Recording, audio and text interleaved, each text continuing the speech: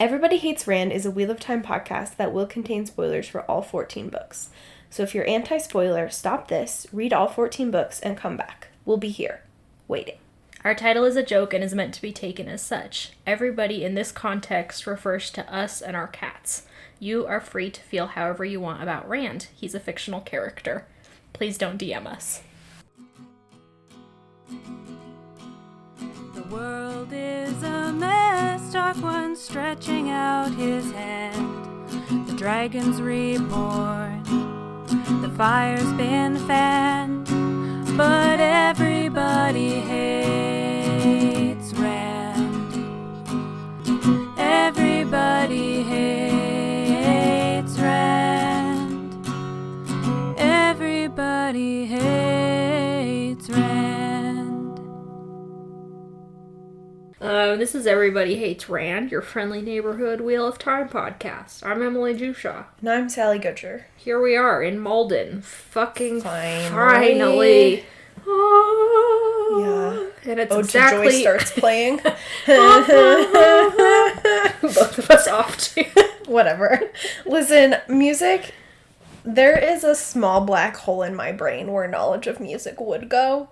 Oh. And it's just sort of like It's blank. sucked in. It's just a vast blank. Ode to Joy is playing because we are in Malden after like 9.5 books of Perrin wandering around the wilderness of some country, ? Yeah, I don't know where they are at this point. Doing I should, but fuck all. it's just there's a spot in the map where I'm like, Perrin's in there somewhere. Yeah, just kind of... Speaking of black holes. Yeah, Perrin's in the black hole of the Wheel of Time world. Yeah, it sucks in time, it sucks in life, memories, happiness. What is this tile supposed to I be? think it's supposed to be a blacksmith's puzzle. Oh.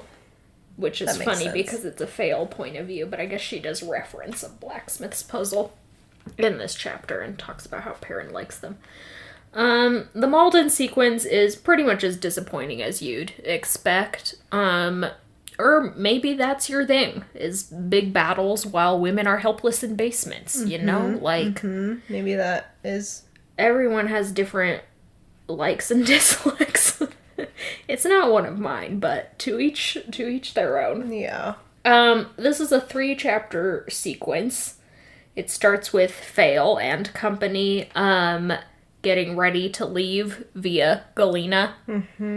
They have to tie up the, like, one other lady who shares their tent, Fail, Malden / Morgoth, and Alejandra, because she's an informer for Savannah, and realizes that they're up to something. So they have to tie her up, and then Bane and Chiad, who are going to escort them, along with Lucille and Arella, now have to get rid of this tied-up woman. Take care of her. Take care of her, they say, and does that mean they'll kill her? Who knows? It's impossible to know. Who knows? Of course, Bane and Chiad were going to be their protection against the threat of rape and gang rape that is omnipresent in Malden these days, so that's just some fun ambiance that Robert Jordan is providing for us. He also makes note that, of course, Bane and Chiad can't actually fight while they're Guy Shane, so how they would protect people is not something you want to think about. And yet he's given it to us to think about. Yeah. So, just a lot of unpleasantness. Anyway, they go to this meeting point with Galena where they are all behaving like the biggest idiots in the entire world. It's like a Loony Tunes type of trap setup. Galena's like, please come into this scary, about-to-collapse building with me, and we will then make our exchange. And they go into for some godforsaken reason, they follow her into this building. The basement of the building, no less. Yeah, and she's like, oh, I think I heard something. Rolls a 3 on her deception check. And then leaves so that she can collapse the building on them. Yeah, you're right. Looney Tunes is the perfect way to describe it. It's got very, like, Coyote and Roadrunner, Tom and Jerry-esque vibes of just being like, you have to be the type of oblivious cartoon figure to not be like, this is obviously a trap, this is the bad idea.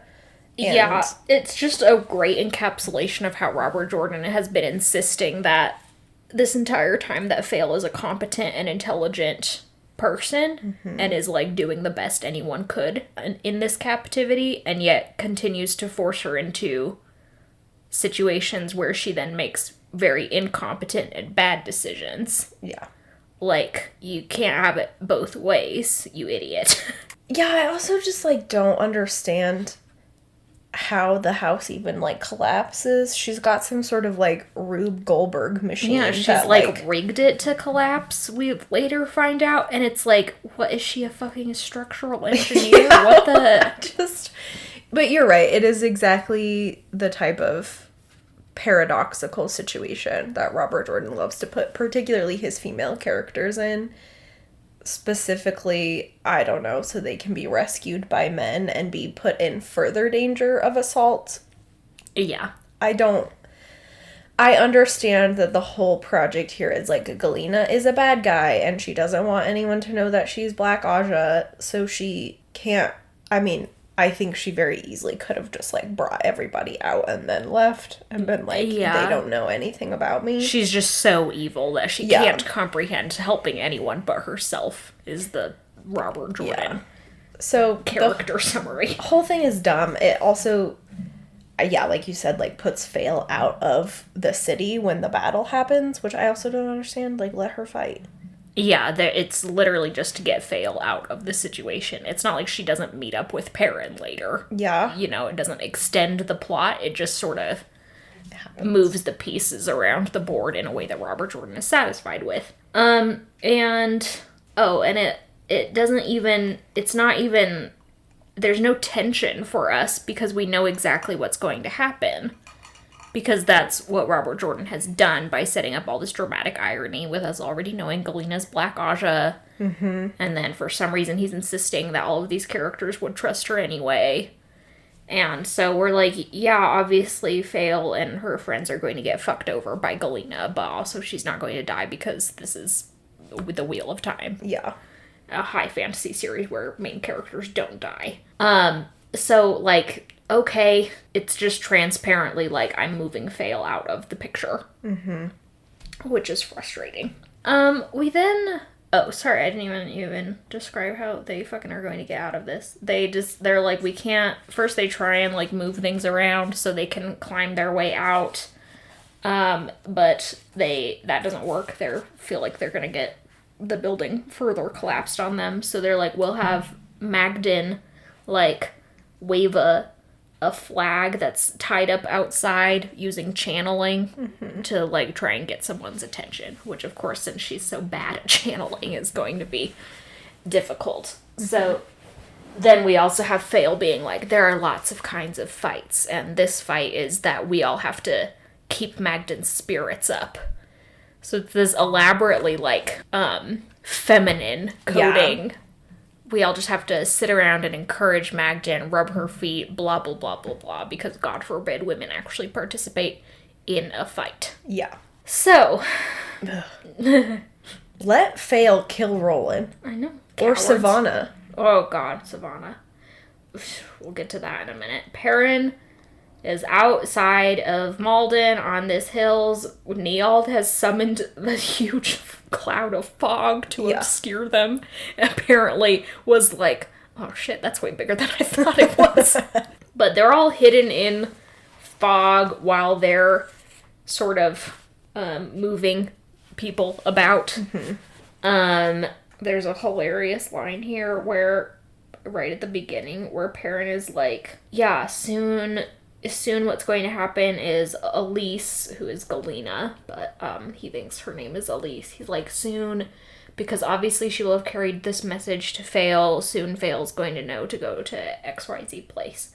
And then in the next paragraph he says, he had planned with care for every eventuality he could imagine down to outright disaster.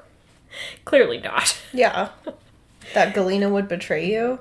Oh, it just didn't occur to him. What they've done is they've got sort of their, like, little group of people, and they have corralled all of Massima's people off to one side for, like, a plan that was so long coming. We don't actually know some of the finer details of it. Like, remains a mystery. It remains a sort of obvious mystery to us, like, where the Shanshin are in all of this. Like, what they're doing, how they're going to be interacting with this battle plan. Masima's people are clearly positioned in this certain place because they're going to try and get the Shado to run right at them and kill all of them and each other. So that's sort of like a mass elaborate execution plan that is extremely dark. Yeah. And we're just kind of like, yeah, he's killing two birds with one stone. As though we're not talking about hundreds of thousands of human lives here. Yeah, it is so upsetting to me. Like, I know we've got a lot to get through, so I'll try not to linger on this for too long, but, like, it is so repulsive to be like, I know we've talked for, like, literally years about how someone just needs to old yeller Masima. You know? Masima, though, not his 100,000 people. Yeah, no, is it really 100,000 people? I don't actually fucking know. It's a lot of like people. How there's so many Shado. The numbers are unknown. Countable number of Masima's followers. So I know we've been talking for a long time that, like, the Masima problem needs to be dealt with, and, like, at this point, it seems like lethal force is the only option because Masima's not going to change. Or compromise or do any sort of reasonable diplomacy. Yeah, so, I mean, I don't know if part of this is supposed to be killing Masima, but it isn't, because Masima's, like, hanging back with the generals, so, like, he, for all his faults, is not illiterate when it comes to warfare, you know? He is an ex-Shianaran soldier. Perrin's like, here's the battle plan. Masima's like, okay, I think I'll step out of this death trap because I'm not an idiot. Yeah. So, like, it's so frustrating because I feel like Robert Jordan, and I mean, we feel like I've been projecting a lot of intent on Robert Jordan lately, so I don't know. But it feels like the setup is Robert Jordan also realizing that, like, lethal force is the only option here. But like Emily said, like, Masima's followers are different from Masima. It's a totally, like, separate problem, and it really just feels like Perrin being like, I know there's this problem, and I'm not going to do the hard thing and deal with it in, like, a real way. I'm just going to execute tens of thousands, hundreds of thousands of people in the battlefield, sacrificing them for literally no reason, except that I can't think of something to do with these people. Yeah, the way Robert Jordan has set up this mob of people by having us meet and interact with, I don't know, half a dozen of them besides Masima, is, with that sample size, he's being like, every single one of these people is an irredeemable piece of garbage who is in this for sadistic reasons, because they just want to hurt their fellow human beings, blah, blah, blah, blah, blah. There's no nuance here in terms of, like, what causes people to join mobs. Mm-hmm. What situations were these people coming from? Were they forced to join this mob because that was the only alternative between that and dying? Yeah. Were they forced to because this was a place where they could maybe get food? Yeah. In a country that is apparently starving. Mm-hmm.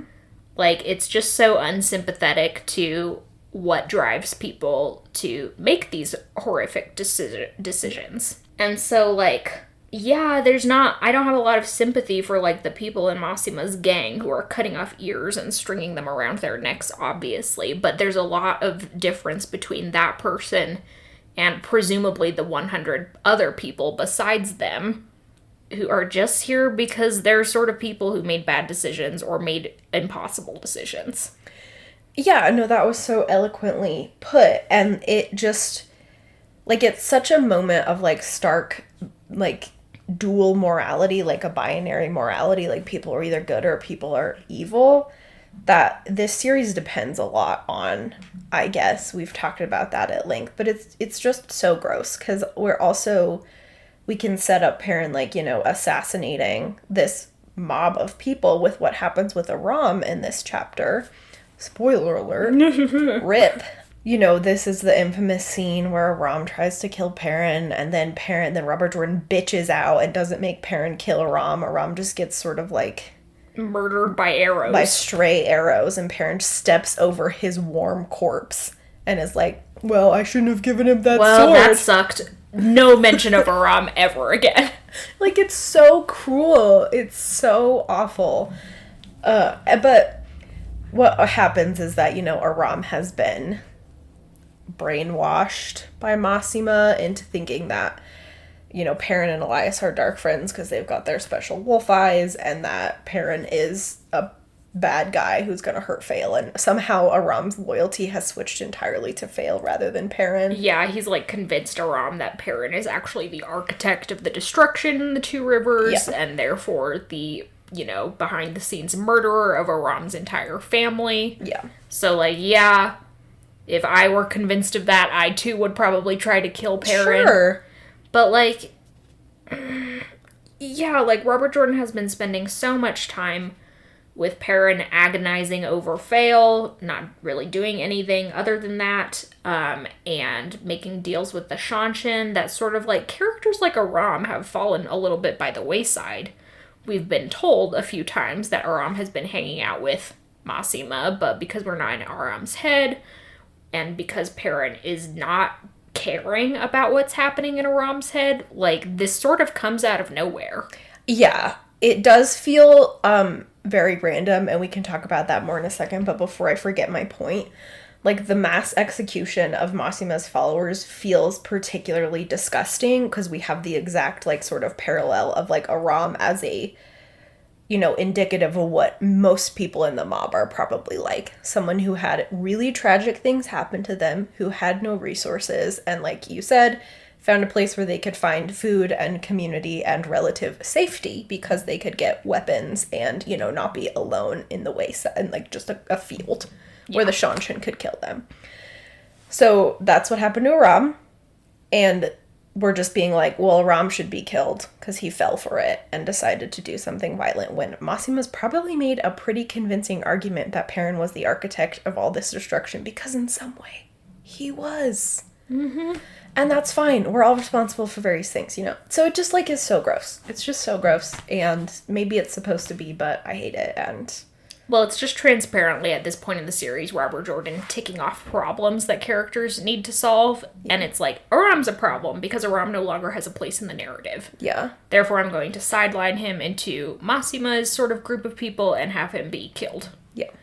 And Massima's entire mob is a problem because in the real world, this is something that would take a lot of time and resources to solve. Mm-hmm. Although, theoretically, if you study cults and mobs at all, once you get rid of the leader, they tend to fall apart a little bit. So, it might not take that much time and that many resources.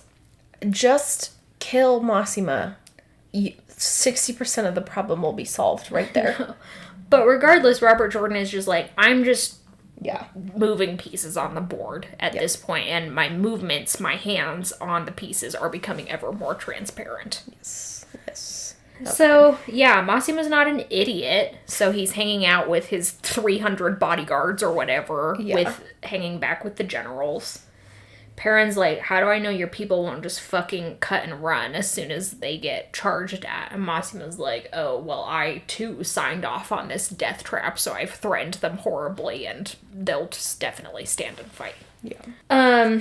Him being there freaks everyone out. Perrin has to, tell the Mainers to hang back to guard Barrel Lane in case Massima tries to kill her. Blah, blah, blah.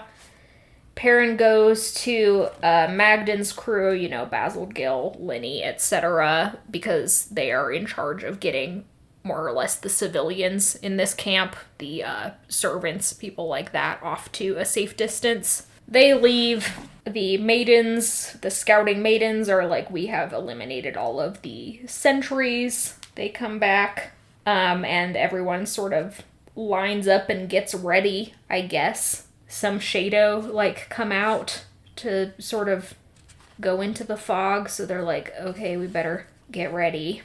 Oh, and also, Perrin is where's Grady? And Grady had been sent to the Two Rivers to pick up some reinforcements, which could only be a few hundred people. Yeah. And Tam, Rand's dad, is suddenly being dragged back into the plot. We're here he is. It's so fucking funny to me that Perrin's I have to be very careful about the gateways that Grady and Neild make because they have so little left in them. So few left in them.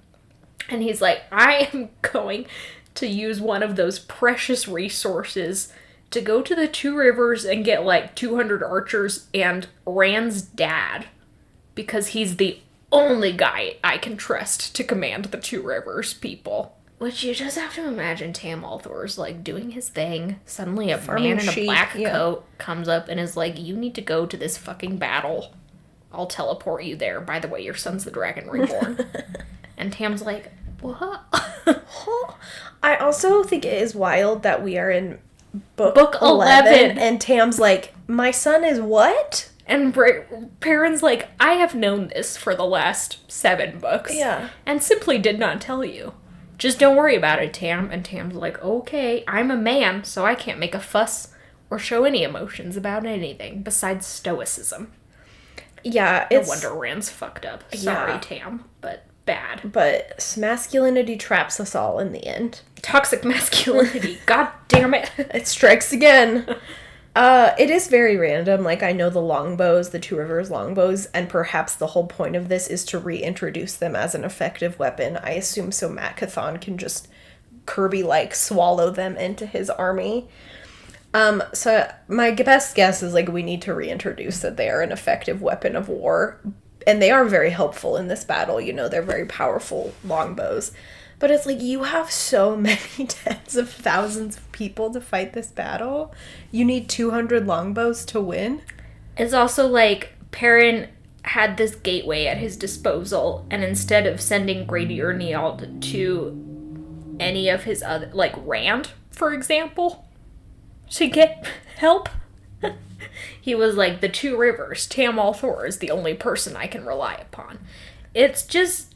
very random. And, like, it's yet another, like, indicative thing that's indicative of the fact that the narrative is so fractured at this point.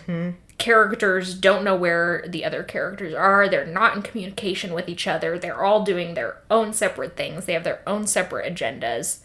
And we're supposed to be like, yes, all of these people will successfully come together to fight a coordinated battle in the last book or whatever, but we're in book 11. Robert Jordan's game plan was to end it in, like, the next book.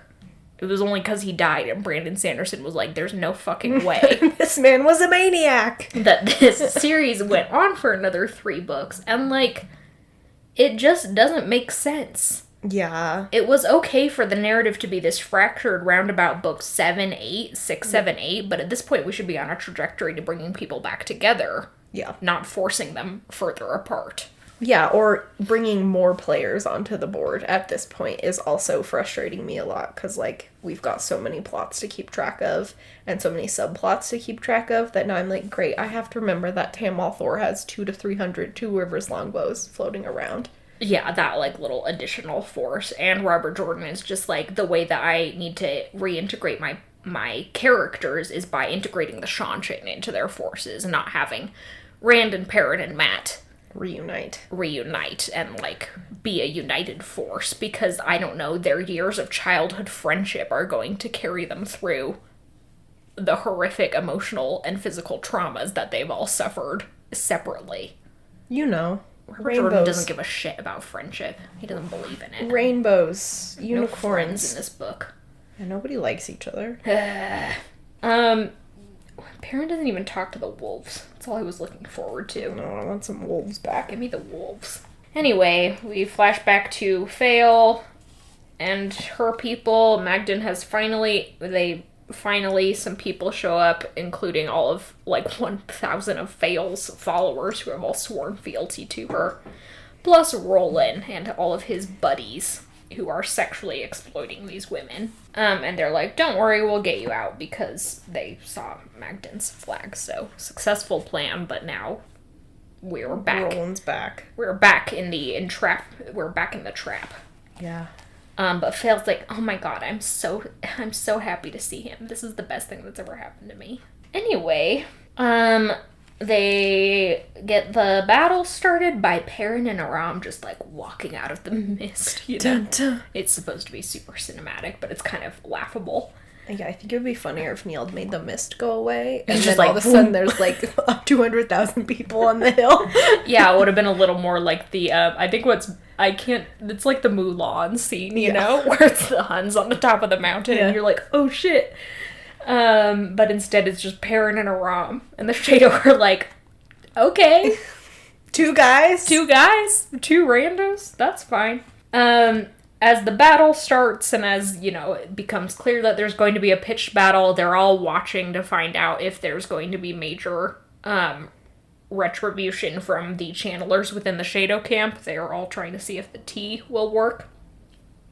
So Perrin is situated with, like, one of the wise ones next to him, who, as the battle begins and channeling starts, she's like, okay, yeah, it was successful. I'm only seeing, like, 12 or 14 people channeling, which obviously is a significant decrease from the 1,000 wise ones. I just realized they didn't wait very long to make sure that everybody had drunk some of the tea, you know? Yeah, was it like did they do this the night before, so? Yeah, I'm just like, maybe that's my problem, is I'm confused with the timeline, but I just feel like it's a big gamble to be like, we're sure 1,000 people.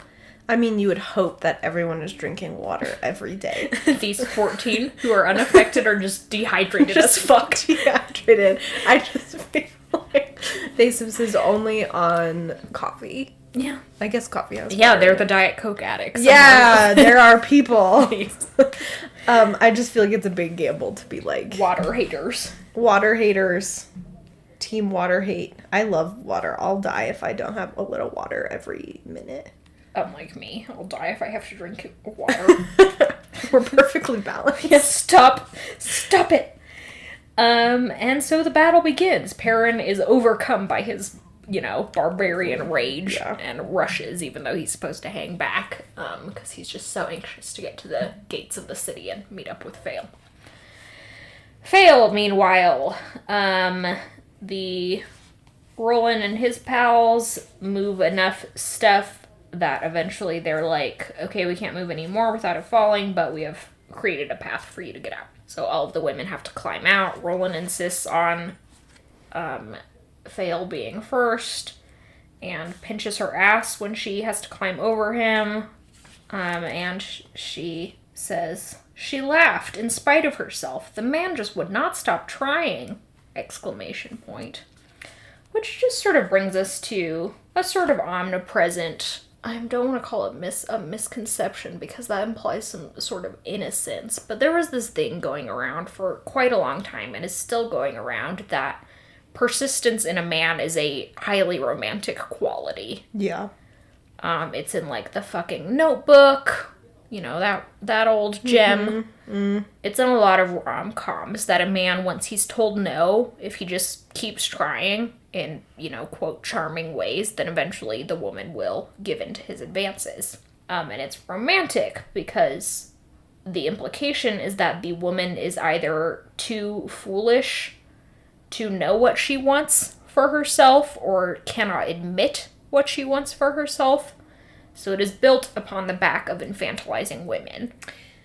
Absolutely. It's built on the back of just being like, yeah, and also just kind of, it seems to imply that there's just, like, a vacuum, like, women's desires and feelings are just, like, a vacuum, like, I can convince her if I try hard enough, like, her saying no doesn't mean anything because she has no actual agency. That was clearer in my head, but, it's also this idea that they have to, like, women need men to prove themselves, like, they're saying no as, like, a test. Mm-hmm.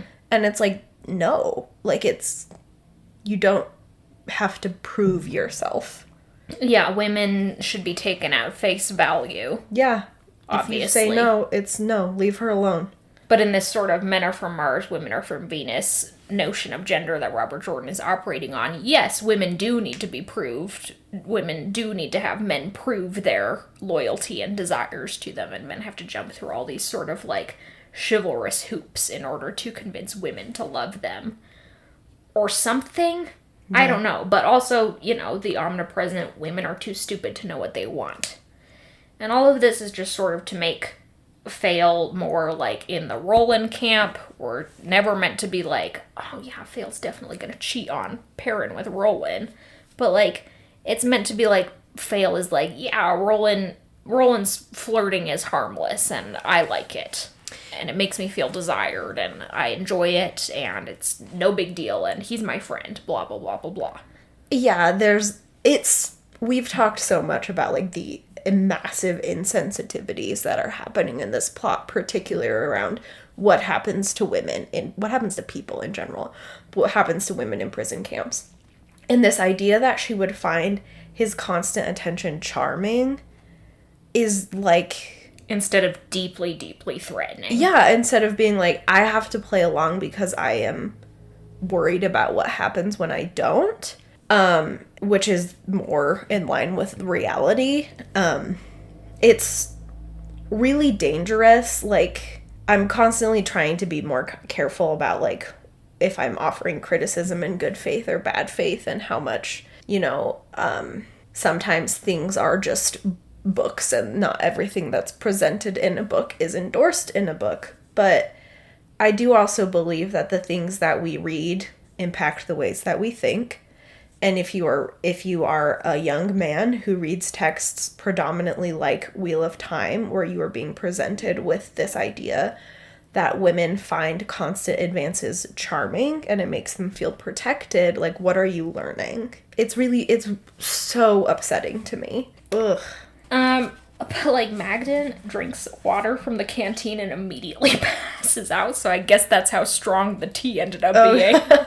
Is that what that was? I know, they're like, oh, she must be exhausted, Yeah. But I think it's meant to be like, she can channel, Like, so they bonk. dumped 9,000 pounds of work root into 100 gallons. Like, it's so potent.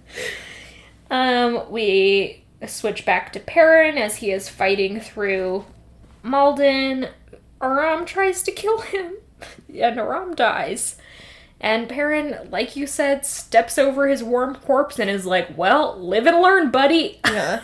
It's like, you callous asshole. It's so ridiculous. Then there's this, meant to be this sort of tragic, dramatic irony, wherein Perrin sees Fail, she's being towed along by Roland, who's trying to protect her, sees their whole group, runs up, Fail's like, Perrin! So Roland, who thinks this is a scary man charging at him, was, like, raising a weapon, but then as soon as Fail greets him as her husband, is like, oh, wait, and does not do anything, giving Perrin ample time to slam him in the head with his hammer, which, as we have said, is a lethal weapon.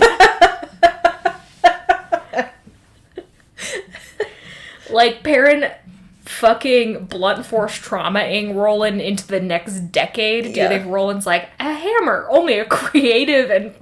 Only a gentle craftsman Only a gentle tool. craftsman would wield such a weapon. Such a tool. Such a Excuse me. It's not a weapon. Yeah, it's not a weapon. There's nothing a hammer can do that is dangerous. Hammers build homes. Yeah, never. They don't crush men's skulls and brains. Anyway, Roland is dead. Roland is dead. And Fail's like, oh my fucking god. And Perrin's like, Fail, and, like, grabs her and hugs her. And Fail's like, what the shit did I just see? What did I witness? Yeah. And Perrin has the most... he's like, did they hurt you? And she's like, no, they didn't hurt me. And Perrin is, like, picking up on all her scents with his mood ring nose and is like, oh, she feels a ton of shame. And rather than, like, rather than having, like, a normal response, which is like, this is something we need to talk about later, like, what happened here, what happened to you, he just says, well, the man was dead and a woman had the right to keep her secrets if she wanted. So his obvious assumption is that Fail and this man had a sexual relationship. Yeah. And he's like, well, I'm a good guy, so she can just keep that secret from me if she wants to. Like, we don't have to talk about it. Yeah. Rather than being like, Perrin, you can't make interpretations out of your smells that are 100% accurate. Yeah, it's also really bizarre, because when I first read it, I was like, oh, Perrin's assumption is that she was raped. Yeah. Which is obviously what many people would think, given the situation. And for him to just be like, we don't have to talk about that at all. my wife was raped, and I'm just gonna not do anything about that at all as her life and sexual partner. Yeah, he's just like, well, the man, I killed him, so she's better. So end of discussion. Trauma evaporates when the rapist dies. Exactly. If only. He's just like, we can just move on now. You know, no big deal. I also, like, can't imagine, you're so right, being Phelan just being like, oh my god, my husband just bashed someone's brains in. And, like, for all their complicated relationship, and as much as I'm happy that Roland dies, because he is obviously a sexual predator, he was her friend, I guess, and, like, Perrin just murdered him. Like, what would you think of your husband after that? You'd just be like, Wild. oh my fucking god. Like, regardless, seeing anyone's head get bashed in front of you is a traumatic event. Yeah. So, god damn it. It's just like the most deranged reunion Robert Jordan could think of. I know. So yeah, it doesn't feel very satisfying that they're reunited, and a part of me likes that, like, time apart. Phil went through something very traumatic. Perrin insists that he went through something very traumatic by being separated. Perrin will not be one-upped by his wife's trauma. How dare you? This is a marriage of equals. Our trauma. Communist flag, our trauma. So part of me is like, of course, any time apart changes you and will change your relationship. So part of it is kind of satisfying that they have this, like, really clunky, awkward reunion. But pretty much immediately after, they just kind of fall back into their same patterns. So it's just very weird. Yeah, Brandon Sanderson will try, I will say, a little bit in the next book to Good be job, like... Brando. Or maybe that book after that. I can't remember if Perrin's even in the Gathering. So. I would love if he wasn't. Brandon, do this favor for me. But Brandon is kind of like, yeah, clearly they have stuff to talk about. Like, da-da-da-da-da. But, you know, it's still not great. Sure. So they sort of start organizing. The battle starts dying down. They realize that Galena must be Black Aja because Perrin's like, oh, you were supposed to go to the fortress. This lady told me she was going to. And Phail's like, oh, well, she lied to us, so she must be Black Aja, and I will kill her if I see her. And one of the other Aes Sedai is like, well, she obviously needs to stand trial. And they have this whole big discussion about how justice needs to be enacted for Galena through the correct channels rather than just killing her. Which is quite hilarious given the background of Perrin just murdering a man and, you know, assuming that because he was probably a rapist that it is fine. Yeah. So, Robert Jordan loves irony, but also has no idea when he writes the most ironic shit imaginable. Yeah. Or maybe he does, and I'm not giving him enough credit, but at this point, I doubt it. Ty Lee, the good old Shanshin, your friendly neighborhood fascist, rides up with a nude woman slung over her saddle like an animal. Mm-hmm. At one point, she just, like, pats her bum, is like, this is my spoils of war, a naked woman. I don't know why she's naked. She is, though. It's just Robert Jordan having some sort of sick gratification. It's Savannah, right? It's Savannah, yes. Excuse me. Savannah. All gagged and everyone's like, oh my god, Savannah. And Tylee's like, yep. And it's just like, what is she going to do with her? You know? Probably turn her into one of those creepy little, you know, Savannah's going to have the tables turned on her. We're supposed to be satisfied by this. We're supposed to be like, she's going to become a very poorly treated servant. Yeah, this is meant to evoke how Phail and all of the other women were stripped of their clothes, forced to walk in the snow, blah, blah, blah, blah, blah, became guy-shamed. The same thing is going to happen to Savannah in the world of the Shanshin. And we're supposed to be satisfied by that. I am not, because I'm not a monster. Yeah.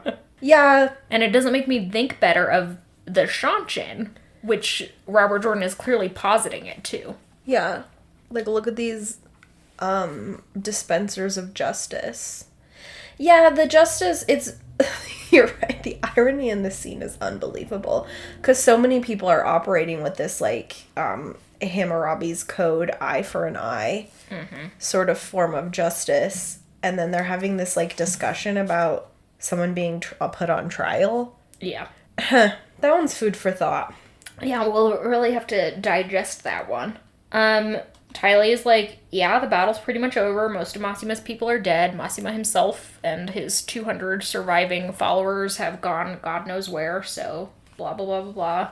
There's this part where, there's this absolutely ridiculous part where Perrin is like, I remember because obviously the last 3 months of Fail's captivity have not happened, and we just need to, like, circle back to exactly where we were in our relationship prior to that, which is that I was learning that Fail likes it when men behave in certain ways, so I need to behave that way.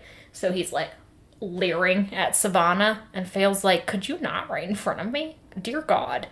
Yeah. And it's just this ongoing, like, comedy of genders that Robert Jordan is, like, tonally... Yeah. It's tonally improbable. It's we were watching The Hunchback of Notre Dame. Choose me or your pyre. And then we switch over to the gargoyle being like, making fart jokes. That movie is so It's wild. deranged. Like, the soundtrack absolutely slaps, Yes. but it is deranged. This scene is deranged. I can't. Yeah, like, Perrin, especially if you are operating under the assumption that your wife was sexually assaulted, you're just gonna, like, exhibit sexually explicit behavior in the middle, in front of all these people. Yeah. Whatever.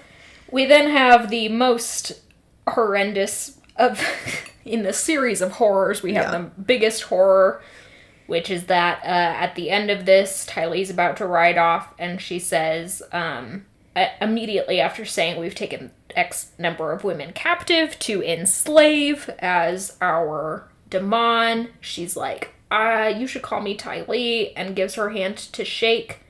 And Perrin says, it was a strange world. It certainly is, Perrin.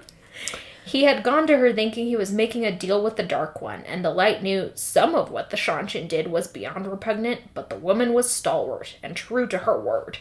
I'm Perrin, Tylee, he said, clasping her hand. And this is when I set up my little scope to snipe Robert Jordan in hell. Yeah, you know, just like, hey, parent, hey, big dog, I just took 350 women captive. I'm going to put collars on them, brutally dehumanize them, use them as weapons of war. I still have a naked woman slung over my saddle. And, like, God knows what I'm going to do with her. But, like, you know what?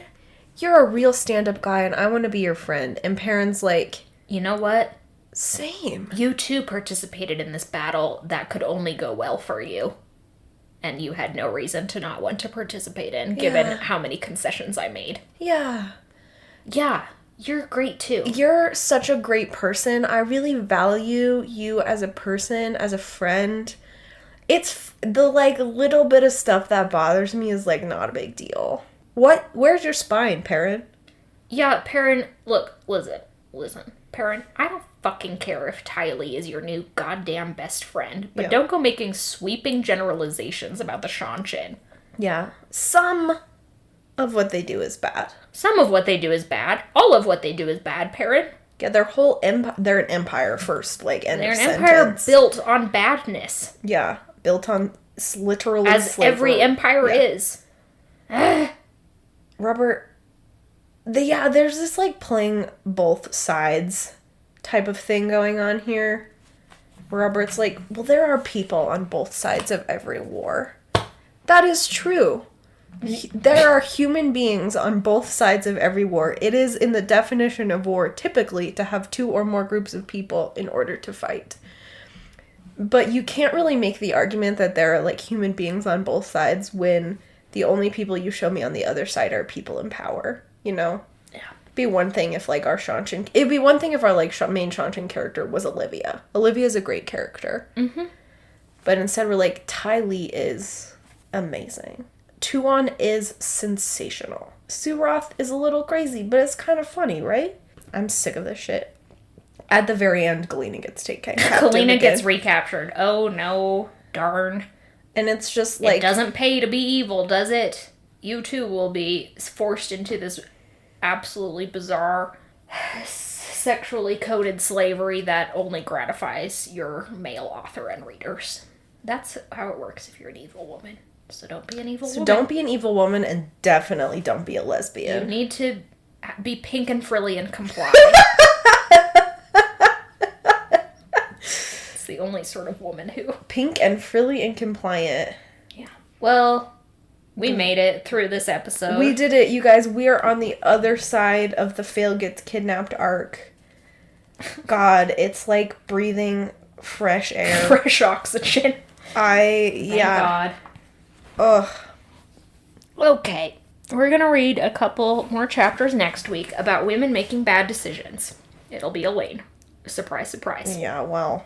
Thanks for listening. Yes. Thanks to Glenna McKenzie for our theme song. Sorry I forgot you last week. Your theme song. Not thanking you, ironically. We did thank you, yeah. Thanks to our patrons on Patreon and our followers on social media. Yeah, boy. Yeah, boy. Do you have a sign off? Yeah, today, you guys, speaking of hydration, I carry around like a 24-ounce water bottle with me all the time. I'm like a child moving with my safety blanket from room to room.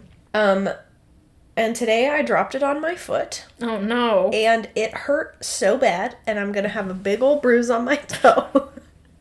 It's perfectly round. Yeah. The shape of your So, water bottle. hydration does come with a cost. You too might be passed out. You too. I might helpless. pass out. when you're under siege. Or you'll have a big bruise on Or your you'll have a big bruise on your toe. There's There's no between. There's no winning. All right, everyone. Have a good week. Bye.